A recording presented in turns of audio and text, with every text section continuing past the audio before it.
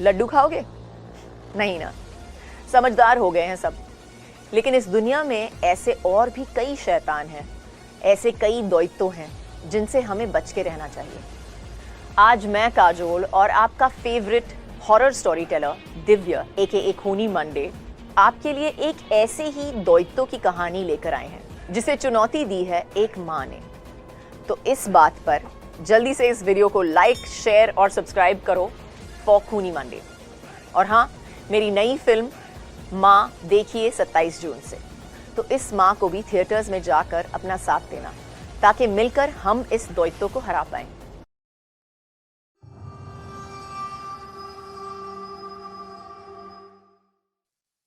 माँ। देर रात हो रही थी। मध्य प्रदेश और तेलंगाना के बीच के हाईवे पर एक सुनसान जंगल वाली सड़क से एक पुरानी कार गुजर रही थी। 35 साल की मानवी गाड़ी चला रही थी और पीछे की सीट पर उसका 5 साल का बेटा आरुष सो रहा था और उसकी 10 साल की बेटी रिया खामोशी से खिड़की के बाहर अंधेरा ताक रही थी। मानवी के हस्बैंड की कुछ साल पहले ही मौत हो गई थी और वो अपने बच्चों के साथ मध्य प्रदेश से तेलंगाना के अपने होम टाउन जा रही थी क्योंकि वो अब अपने छोटे से घर में एक शांत जिंदगी बिताना चाहती थी। उस जंगल वाली सड़क में एक अजीब सी ठंडक थी और उससे भी अजीब सन्नाटा। दूर दूर तक कोई भी कार नहीं थी। थोड़ी देर बाद मानवी के सर में तेज दर्द उठा। उसने पहले सोचा कि थकान है, लेकिन दर्द धीरे धीरे बढ़ता गया। तभी रिया ने अपनी पीठ पकड़ी और वो जोर से चिल्लाने लगी। इतने में आरुष भी उठकर रोने लगा और कहने लगा कि कोई उसका पैर पकड़ रहा है। मानवी ने जोर से कार की ब्रेक्स लगाई। कार झटके से रुकी। हर तरफ अंधेरा था। मानवी ने पलट कर देखा तो उसके बच्चों के पैर और शरीर किसी चीज से जकड़े हुए थे, जैसे पेड़ की टहनियों ने उसके बच्चों को कैद कर रखा हो। मानवी को कुछ समझ नहीं आ रहा था और इससे पहले कि वो कुछ कर पाती, उसकी कार के शीशे टूट गए और वो टहनियां उसके बच्चों को जकड़कर जंगल के अंदर ले गई। मानवी जल्दी से दरवाजा खोलकर अपने बच्चों की जान बचाने के लिए जंगल की ओर दौड़ी। हवा में एक अजीब सी बदबू थी, जैसे हर जगह सड़ा हुआ मांस हो। सभी पेड़ जोर से हिलने लगे, जैसे कोई तूफान आने वाला हो। जंगल के अंदर से एक अलग ही डरावनी आवाज आ रही थी, जैसे कोई बहुत भयानक राक्षस उसके अंदर से गुर्रा रहा हो। मानवी जंगल के अंदर घुसती जा रही थी और अपने बच्चों को पुकारती जा रही थी, लेकिन उसे वो कहीं नहीं दिख रहे थे। अचानक एक पेड़ की टहनी सीधा आकर उसके सर पर लगी और वो बेहोश होकर नीचे गिर पड़ी। जब उसकी आंख खुली तो एक बूढ़ी सी औरत उसके पास खड़ी थी। उसके हाथ में एक मशाल थी। मानवी बहुत बुरी तरह से जख्मी थी। उस औरत ने मानवी से कहा कि ये जंगल मायावी है और अगर वो अपनी जान की सलामती चाहती है तो उसे वहां से चले जाना चाहिए। उस बूढ़ी औरत ने मानवी को बताया कि उस जंगल में व्राणक नाम का एक राक्षस रहता है। वो एक भयानक खूंखार दैत्य है जो भूत माता काली का बेटा है। भूत माता काली देवी पार्वती का एक प्रचंड रूप है, जिन्होंने सब जीव जंतु भूत प्रेतों को जन्म दिया था। पर उनका बेटा व्राणक बहुत ज्यादा दुष्ट था, जिस वजह से भूत माता ने उसे कभी अपना प्यार नहीं दिया। लेकिन वो फिर भी नहीं रुका और तब भूत माता ने उसे इस जंगल में ही हमेशा हमेशा के लिए बंद रहने का श्राप दे दिया और व्राणक जंगल के एक बड़े से पेड़ में ही कैद हो गया। व्राणक ने तब से हर मां से बदला लेने की कसम खा ली। वो हर बच्चे से नफरत करता था जिससे उसकी मां को प्यार मिला हो। उसने आसपास के हर गांव के बच्चे को खाना शुरू कर दिया और इसलिए उस जगह के आसपास कोई बसावट ही नहीं थी। ये सब सुनकर मानवी का दिल बैठ गया और वो फूट फूट कर रोने लगी।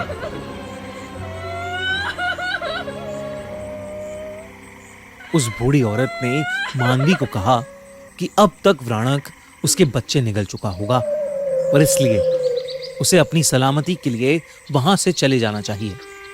लेकिन मानवी ने उससे कहा कि वो एक माँ है और वो अपने बच्चों को ऐसे छोड़कर हरगिज नहीं जाएगी, चाहे उसकी जान ही क्यों ना चली जाए। इस पर उस बूढ़ी औरत ने उसे आशीर्वाद दिया और कहा कि भूत माता काली तुम्हारी रक्षा करे। और इसके तुरंत बाद जब मानवी ने बूढ़ी औरत की तरफ देखा तो वो वहां पर थी ही नहीं, बल्कि वो दूर दूर तक कहीं दिखाई दे ही नहीं रही थी। ऐसा लग रहा था कि जैसे वो हवा में कहीं गायब हो गई हो। बस जमीन पर उसकी मशाल पड़ी थी। मानवी ने वो मशाल उठाई और आगे बढ़ी। जंगल अब और गहरा और भयानक लग रहा था। हर पेड़ में जैसे शैतानी आंखें थीं जो उसे देखे जा रही थी। भयानक की गुर्राने की आवाज भी बढ़ती जा रही थी। धीरे धीरे जंगल की जमीन से जड़ें बाहर निकल कर आने लगी। मानवी ने मशाल की मदद से कुछ जड़ें जलाईं और आगे बढ़ने लगी। थोड़े आगे जाने पर उसे एक बहुत बड़ा और पुराना पेड़ दिखा। उसकी टहनियां एक दूसरे में घुसी हुई थी और एक मोटा गुच्छा हवा में लटक रहा था। उस गुच्छे से हल्की हल्की चिल्लाने की आवाज आ रही थी। तब मानवी ने देखा कि उस पेड़ की टहनियों से लिपटे आरुष और रिया दर्द में छटपटा रहे हैं। आसपास एकदम जैसे हवा बंद हो गई और पेड़ों की टहनियां इतनी ज्यादा गहरी हो गईं कि चांद की रोशनी का एक कतरा भी वहां नहीं आ रहा था। तब सिर्फ एक लाल आंखों का जोड़ा अंधेरे में चमक रहा था।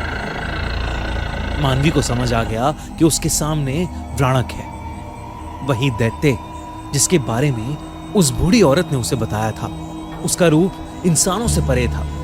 उसका शरीर पेड़ की लकड़ी से बना हुआ था और उसके मुंह से लाल लार टपक रही थी। वो मानवी के सामने ही उसके बच्चों को खाने वाला था।